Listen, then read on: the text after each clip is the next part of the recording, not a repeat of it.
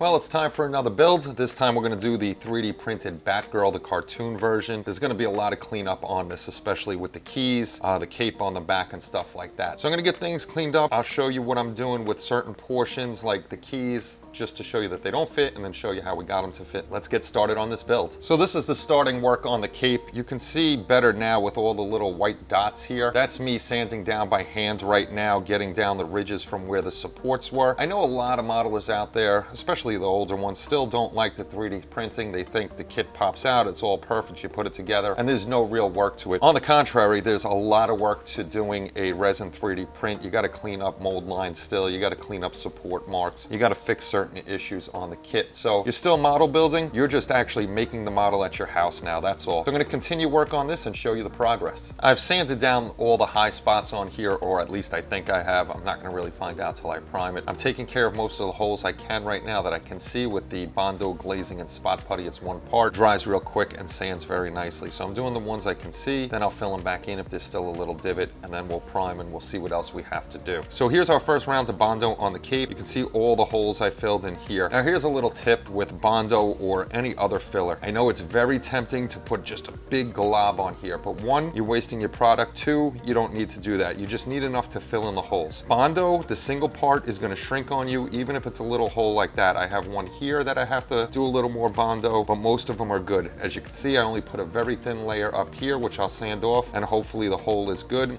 and it didn't sink in. If it did, I'll just put a little more. Now, the second thing about doing fillers, when you do fillers, you don't have to leave the Bondo like a big area around it. You don't have to try to feather all that out. That's not necessary. Well, just try to get rid of all of that, and then you'll see just the hole is filled in here. Now, another thing with fillers is, yeah, it looks nice and smooth, but looks can be very deceiving. What you want to do more than look at it is you want to feel it. It's like when you do cars, you want to make sure that it's nice and smooth. Same thing on your models. Just feel over it and you'll be able to feel if it's smooth or there's a dent or there's a rise in it. If there's a rise in it, just take some more sandpaper, get it down. Like this one here, I can feel there's a little dip. I got to do that one. For the most part, they're all smooth, so I don't have to worry about them. They're good to go. I'll primer it up. I don't have that extra red that may bleed through my primer, and it's just little spots. Okay, our cape is pretty much done. A little wet sand over here to get rid of some of the marks. I'm not too worried about like marks in the corner here or corner here. You're not really going to see those. So this could go to the side and we can work on our next piece. While we're waiting for the cape to dry up and get back to sanding on that, I'm going to start cleaning up some more parts. This is the rope, and this is where all the supports were along the bottom. I have some raised parts. I have some divots here. What I'm going to use is my Dremel with this diamond tip here. I'm going to go very slow and very lightly, and I should be able to get rid of most of these marks without having to use Bondo. Now here, this one's a little deeper, so I don't want to rub it too hard, so I'm going to add Bondo in there, and then I'm just going to do the ones I can and get rid of those and then use Bondo on what we have to. Here's both pieces of rope. This rope I got rid of all the holes and I used Bondo, and it's still a little rough, but that's going to be on the underside, so I'm not too worried about that. We're going to try something a little different on this one. I actually have everything sanded down. I'm going to take some alcohol to get that white dust out of the holes, and once the holes are done, I'm going to take an old paintbrush and I'm just going to dip it into my resin and put it in the holes, and then I'm going to cure that and see if that works to sand it flush and make it a lot easier than using Bondo, especially for small holes like this. Well, as you can see, I only have one half of the rope left. The resin on top of the holes on the other one would have worked. Some of it though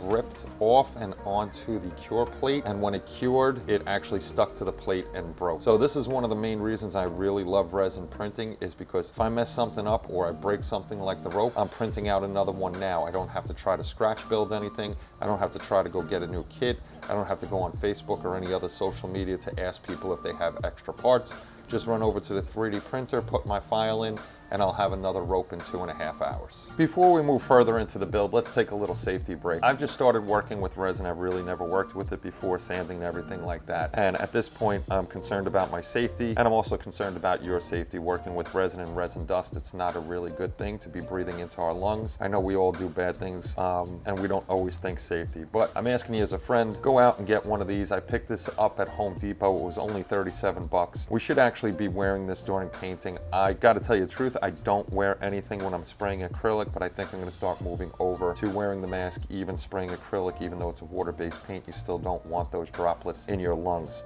So please, be safe, take care of yourself, especially when working with resin and other caustic materials. Our next task on the build is to start opening up all the keys on the body parts. This way they can fit. As you can see here, the bottom key doesn't fit into the foot. This happens a lot on 3D printings. I don't know if it's the design of the 3D print or the shrinkage or expansion of resin during curing. I'm not sure. I just know I gotta open them up. So I'll take you through this task of opening up all the keys and showing you what we gotta do. I'm just gonna be using my Dremel with the diamond point tip, and I'm gonna go inside these keys and open those up instead of shaving down the key portion that sticks out. It's a lot easier for me to do it that way and fit it in. So time to mask up and start drilling some resin.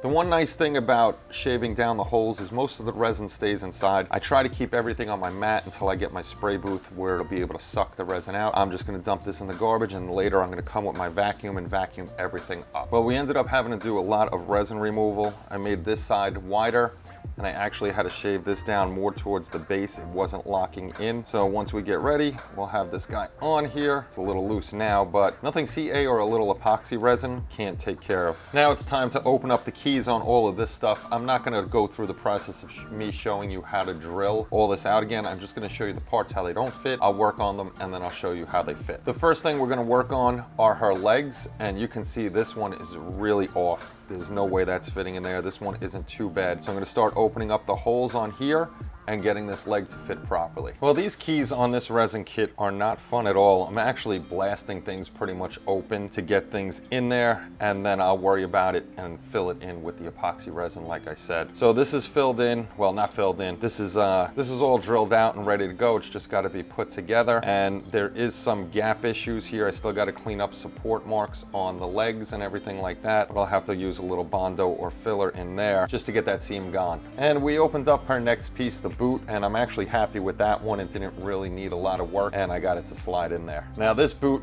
definitely not too happy with. Gonna have to really take that down a bunch to get that to sit in there properly. And the next foot is done. I thought this would be a little bit harder than it was. I opened up the key in the boot and I shaved down the peg some, and it slid right in there. So we're running right along here with the legs. Bottom half is pretty much done. Now to get the top half done. And amazingly enough, the top half, the keys fit perfectly. I had no problem. Oh no, you know what? I lied to you. I forgot that I had opened this part up before, because what was happening was it wasn't sitting right and there was a huge gap over here. Completely forgot about that. Sorry guys. But the top half was already done, so she's on there. Now I'm going to work on the hands, which I got to be really careful with, and the head is the one I want to be the most careful with. Up next, we're going to be working on the hands. As you can see, this one doesn't really fit on there too well, so we'll open that up. And this one's missing the hand. That's because this does not even fit on here at all. I can't even barely get it to sit on there, so we're going to open that one up and get our hands on there. I opened up the holes for the pouches. Some stuff, unfortunately, I opened a little bit too much, but that's no big deal. I'm supposed to lay down flat on that anyhow, so I'll just use CA or 2-part epoxy resin. Same thing on the other side. Now let me show you something on these pouches. I don't know if you could see this, but there's a little hole over here. So that's the key for the belt. Now that little notch is supposed to go in there, and it's getting very difficult to try to open this up. So what I think I'm gonna do is I'm just gonna sand this nub down, and then I'm gonna super glue this piece onto the pouch, which will make it a lot easier. We got her neck, or I should say her head, in place. It wasn't too bad. I actually just opened up the hole a little bit and got that in there. Now if you can see, hopefully, right in the back there, her hair, there's a huge gap. And that's because of the design. I actually took almost the whole peg off of the back of the hair to get this into her neck. It actually lines up very well over here, but we have a huge gap over here.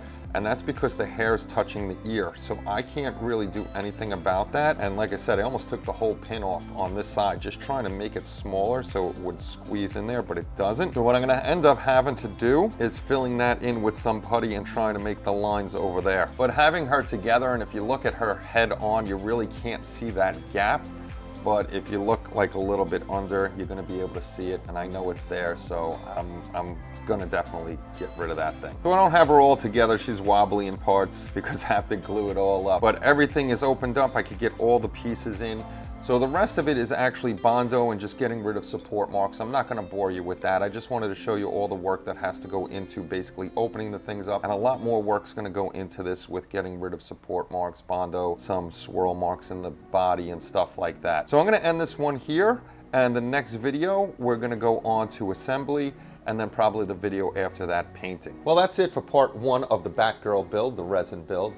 I know it's a little boring watching me clean everything up, but I just wanted to show everybody that a resin kit off a 3D printer is basically the same thing as a kit we would buy in the box. We still have cleanup, we still have part issue fits, gapping to do and stuff like that. So I still have a lot of work. I didn't keep going with the video showing you all the sanding and puttying and all that other stuff. That's gonna take me probably the rest of the week to do, and hopefully by Friday or Saturday, we'll start on part 2.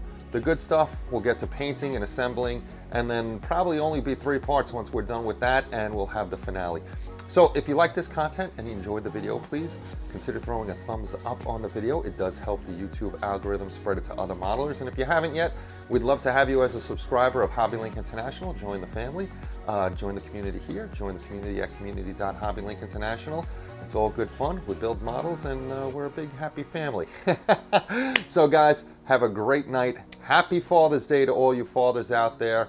Hopefully you had a great day and the kids bought you something cool. We just had a little dinner here. So we'll see you all soon. Make sure you're taking care of yourselves. Take care, everybody, and bye-bye.